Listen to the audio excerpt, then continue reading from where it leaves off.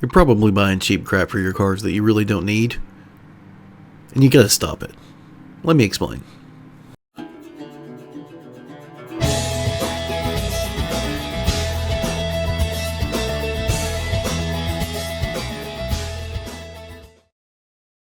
Say it with me, for we walk by faith, not by sight.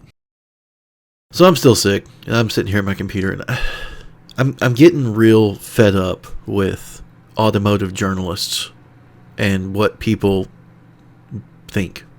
I'm getting fed up with what people think. Oh my gosh. So I'm watching a thing, and they're talking about this Audi RS4 from, 15 years ago or 10 years ago or whenever it was. I don't know. I think probably 15 years ago. And like, he nails the brakes in this Audi, and it comes to a stop really quick, and talking about 8 piston calipers, and then he's just like, acting shocked about, how well it stops and everything. I mean, you could do the same thing with a 2 piston, right? You just you can only stop as quickly as the grip of your tires will allow. Having an 8 piston caliper might spread the heat distribution out over a larger area, which means there's not as much heat buildup in one area of the rotor, and you can dissipate the heat easier, and so you can maybe do that repeatedly, right? Whereas a 2 piston might not be able to do that repeatedly. Even a single piston brake, if it's big enough, you can clamp down on that rotor. If you have enough pedal pressure, enough force going into it, a single piston, you could stop the car just as quickly. Maybe not repeatedly. That's the thing that people need to talk about.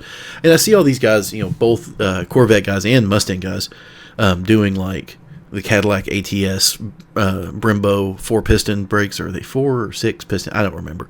Anyway, these big calipers and all this stuff. And you can spend $350 and get the Cobra brakes, which is a much larger rotor than the standard V6 GT rotor. And that's enough. That's enough for almost anything you're going to do with these cars ever. If you are hard track use, right?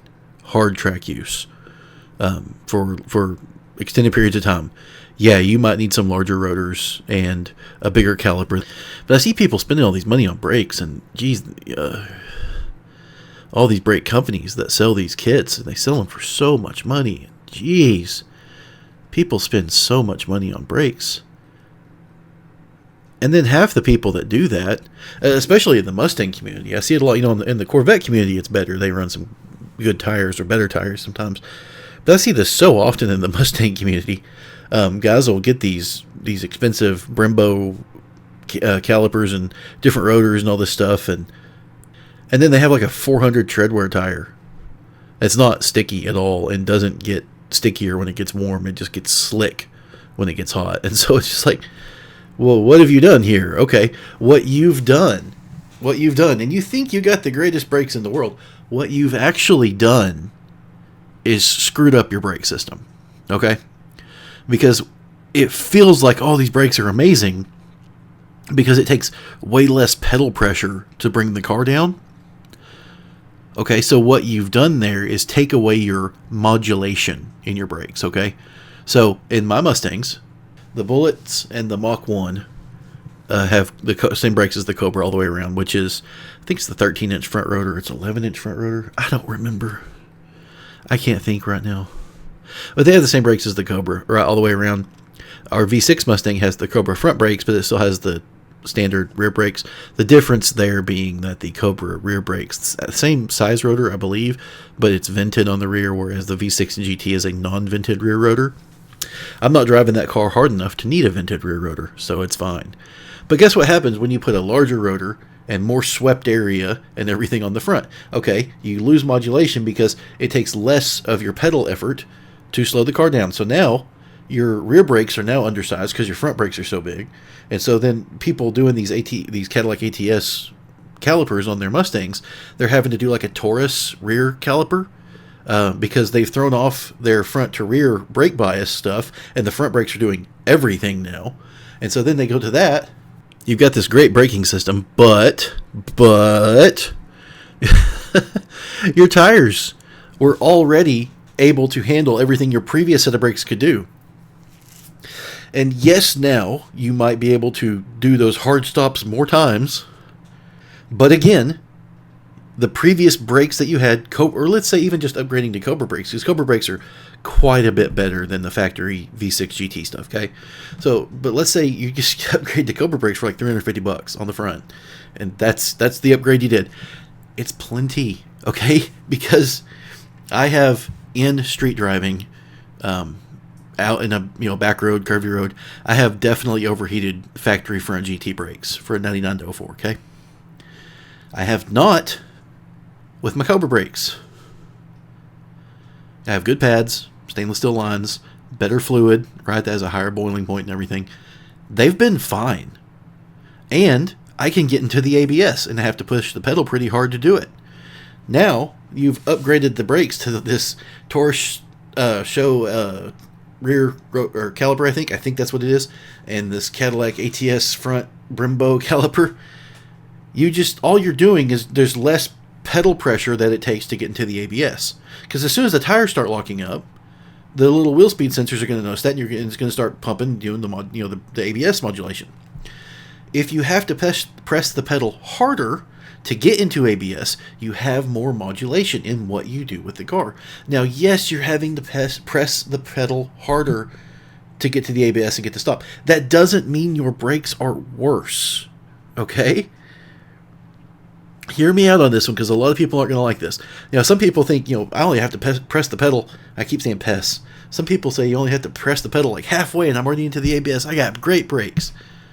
No, you don't have great brakes. You have little modulation in your braking system. Whereas you might need a certain amount that you can kind of, press it to a certain point, and that's what you need. Now that point is 1/10 the size of what it used to be. It's still in there, right? But whereas I have this much of the pedal travel to do everything that the brakes can do, you have this much. And so whereas I might have a window right here that I can kind of be in, that's not quite to ABS yet, but it's what I need for slowing down for this corner. You have like this little bit of area, and if you go too far, you're into the ABS.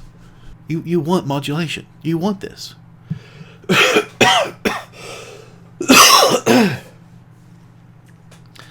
So I don't know. Like, it's a selling point, and people buy it because it's bigger, better, whatever.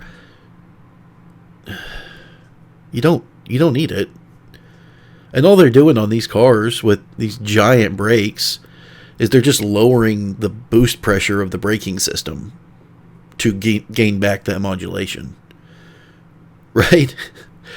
You do gain the ability to do the stops repeatedly because you're getting better, because they will typically dissipate heat better. Okay, sure. The reason they typically dissipate heat better is because it's also typically a larger rotor. It's pointless. It's fun. It's fun. Trust me, like, I get it. Whenever I have to change brakes on anything, if I have some rotors that are getting, kind of thin, or just maybe, buy a car and has warped rotors, I'll get the Power Stop Z23 or Z26 or whatever that has the cross-drilled and slotted rotors, because it looks cool. It does. It's fun. I just did that on the Escalade when I put rotors on it. I put the cross-drilled and slotted rotors on the front, and my son walks up and sees it, and he goes, "Oh, that looks cool." And I'm like, "Yeah, it does look cool, It's pointless, but it looks cool." Yeah, jeez. But since I'm talking about this, and I've only been talking for 10 minutes, even though some of this will get cut out, let's talk about coilovers, because I kind of feel the same way about coilovers. Coilovers for a track car, and they're good coilovers, can be a very valuable thing. You can adjust and corner balance your car to get the weights better. If you're close to 50-50, you can change stuff up, or you can adjust it to where, it's corner balancing. If you don't know corner balancing, look up a video on corner balancing. It's interesting stuff. Most people, I'm not going to say Corvette community on this one, in the Mustang community, buy cheap garbage coilovers. I'm not going to name any names. They are cheap garbage. They only want their car to be slammed. And I see it all the time. Every time I see a slammed New Edge driving around, the guy hits a bump and he just bounces in his car like this because he has no suspension, essentially. It's just riding on bump stops. It's so stupid. It's so dumb. I remember being a teenager in my early 20s, and it was fun to have something stupid low, right? But it's so dumb, especially if you're spending a ton of money to do it. Like, if you're going to have something that low, just cut your stupid springs. I hate cutting springs, by the way. I'm not an advocate of cutting coil springs. But if you're going to go that low, just cut your stupid springs and then get some different ones, or get different ones and cut them, and then keep your original ones so you can put them back in when you get tired of compressing your spine. But don't buy cheap coilovers, because you're giving these companies money that make garbage products. Okay, again, I'm not going to name any names. I can definitely think of a few, though. But you're giving these companies money that they're making a profit off of you for cheap garbage that is pointless to even have on your car. It's pointless. You don't have to be that low. You don't need to be that low. And if you feel like you do, again, like, first thing you got to do in your early 20s is stop worrying about what people think about you. I have given up caring about what people think about me, which is why I'm fat and balding and hairy and I'm on YouTube making videos. I don't care what y'all think. I want you to like me. I want you to like the videos, right? But if you don't like me, whatever. See ya. I guess I don't care. But just, like, stop. Like, my last video, right, was the thing with the Corvettes. And, I'm here at my desk again. I don't really like making the videos at my desk. But I'm sick. It's either a head cold or a sinus infection or something. I don't know. I'm sick. Every time I get up and move around, I get stupid dizzy and nauseous and stuff. So I can sit and talk. I'm frustrated. There's going to be so much I cut out of this video because I keep going across the hall to the bathroom to blow my nose. It's just dumb. I hate being sick. It's the second time I've been sick in like a month. I don't know. I don't get it. I don't know what's going on. Anyway, I said something about that in my last video too, the coilovers. And, coilovers definitely have a purpose and a reason for being. I like the fact that you can, when all the springs are the same size in different coilover, a coilover can have a different body that goes into, for this certain car and a different body for that car and stuff. But then the spring that goes on the outside of them is all the same size, with a certain brand and everything. And so then that company can make a bunch of different spring rates, and you can change stuff out, and then you can raise and lower the car, and you can really dial things in. That's a great, great thing for the track, for autocrossing, and maybe for some hardcore canyon carvers. But I mean, most people, it's over the top. The really nice ones that actually benefit your car, I would say for most people, it's over the top for a road car. I just don't think it's really not that necessary. Argue with me if in the comments if you think I'm wrong. If you can see a reason why, like, a New Edge Mustang that's getting dropped needs expensive coilovers versus just springs that you can get for these things that you can put on them. Maybe you can get a little bit lower. Maybe you can get a little bit lower than you can with conventional springs, right? Is it just for going to the show? Just so you can have that perfect stance at the show? I mean, I guess that's a valid thing. I don't want to knock that, but if you're driving your car, if you drive it a lot, stop putting cheap crap on your cars. Stop getting brakes that are way too big and pointless and killing your modulation. Stop putting cheap mods on your car. Stop. Just stop. Wait till you can get what you really afford. Wait until you know what you want. Because if you're throwing crap at your car to, I just want to look cool, I want to do this, you're trying to impress other people, and you gotta stop. You gotta stop. It doesn't do you any good. It doesn't do you any favors. You just waste money. Oh, jeez. I'm on a rant. I'm ranting. I'm sick. There might be more of these. As I'm just watching car reviews and I'm getting frustrated about people talking about different things, like Well, you have to spend that. You have to buy the $80,000 car to get this amazing feel. Even though the $40,000 car will go around corners just as quick and is just as quick in a straight line, it's just not as good as the $80,000 car. Please, manufacturer, please let us keep reviewing your cars that cost so much. We'll talk about how amazing they are. Oh, this one, it's this $40,000 car. It's kind of cheap feeling. It just doesn't feel as nice. It goes around corners just as good. It's just as quick.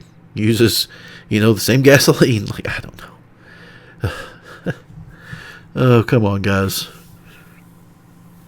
There got to be some people out there that like cheap stuff and don't just want expensive stuff, and they're only after cheap stuff because that's all they can afford, because that's not where I am. I like cheap stuff because it works typically. It works well for a long time. And maybe you're missing that last tenth of amazingness that the expensive stuff can offer. But if I can get 9/10 for, 4/10 the money, I'll take it any day. And I'm tickled pink with it. Anywho, I hope you enjoyed this. Like and subscribe if you did. Check out the merch store. Links in my bio in the video description. I'll see you in the next one, guys.